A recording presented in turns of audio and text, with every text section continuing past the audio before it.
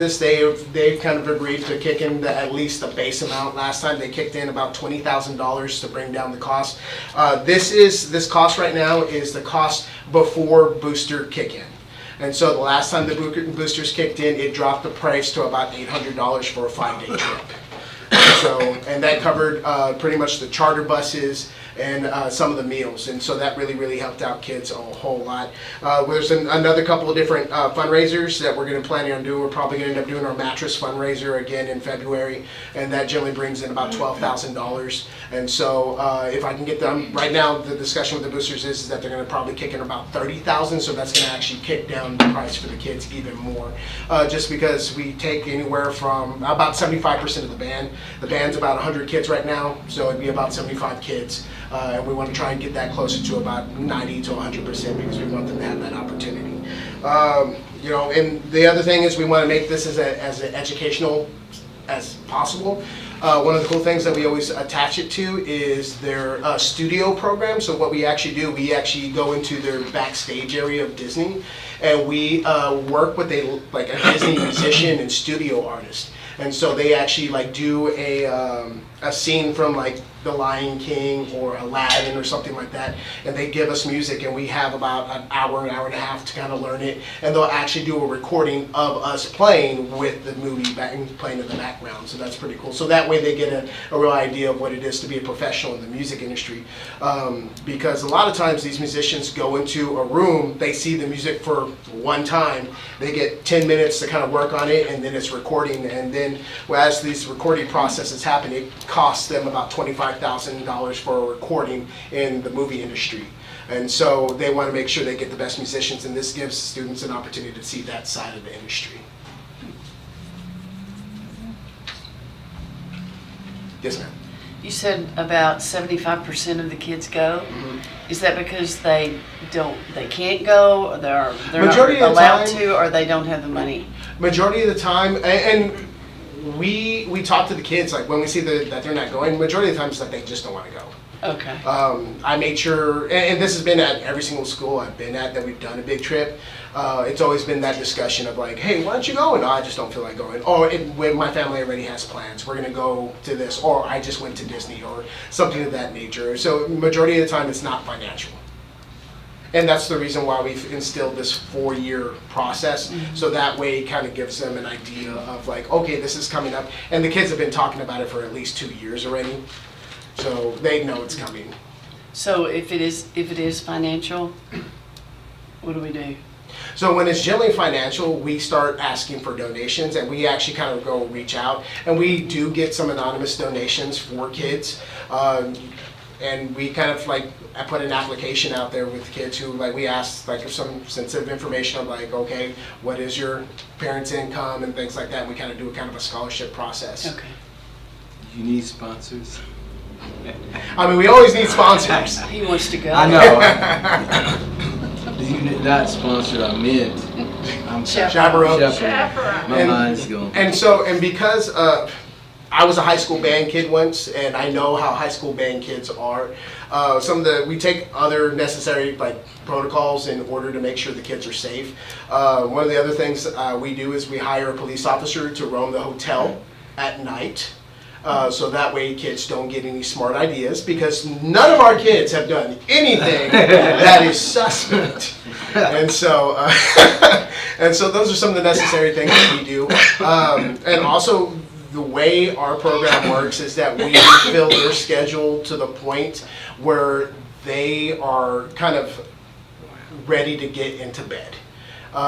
So something that a lot of our parents, and we have to start warning our parents ahead of time, because Disney is so you're on your feet all day, and if you're not on your feet, you're not used to being on your feet for 12 to 14 hours, you get what they call the Disney rash. That's a real thing. It's really weird. So basically, because they're on their feet all day and they're walking around and they're putting on miles and miles and miles, basically the blood vessels in their legs start to burst, and so their feet and their legs start turning red. And so we start to warn parents about that. I'm hey guys, the track is. We have this wonderful outdoor facility over here. You probably need to start walking that, and the parents, just to kind of give them a heads up. And we tell the kids that too, just so like get in condition. So, but we try to give them every single opportunity to go through that process. And so, we already did one fundraiser this year, and we had some kids raise several $100s for them on that. When we do the mattress fundraiser, we make an agreement with the fundraiser company. When these kids go out and they talk to people about, hey, this is where they get references, and the company generally agrees if you get X amount of sales, they'll pay for 50% of their trip. And so there's a lot of wheeling and dealing I do with the fundraising companies. I'm like, no, that's not going to work for us.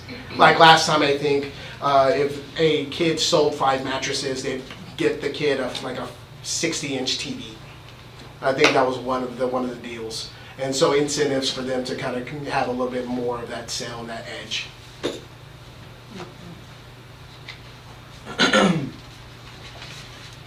Any other questions? Do I hear a motion that we approve the trip? Did you make a recommendation?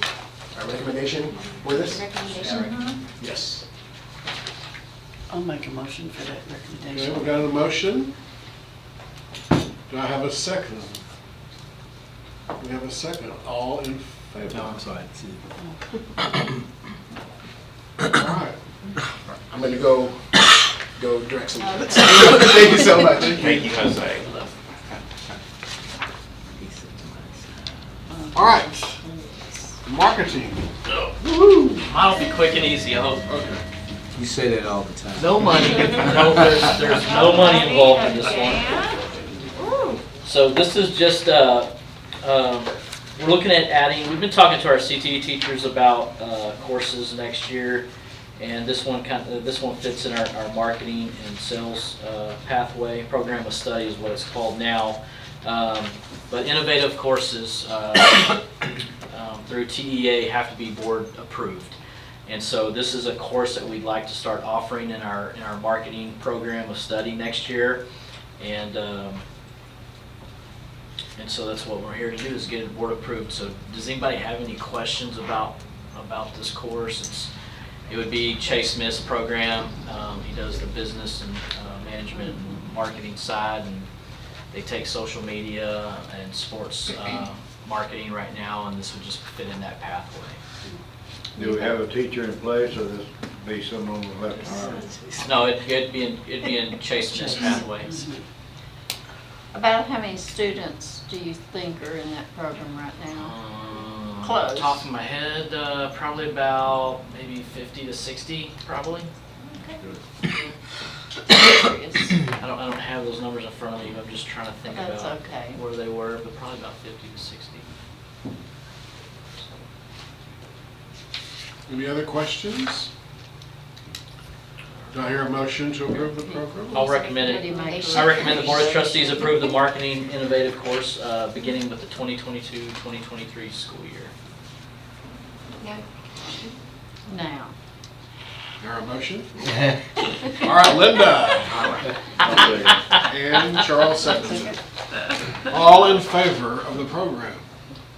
Thank you, guys. Oh my gosh, we're already. Merry Christmas. Record time. Well, it looks like we're down to the point where we go to executive session, and my computer says 6:10 p.m. We'll adjourn, and we'll be back.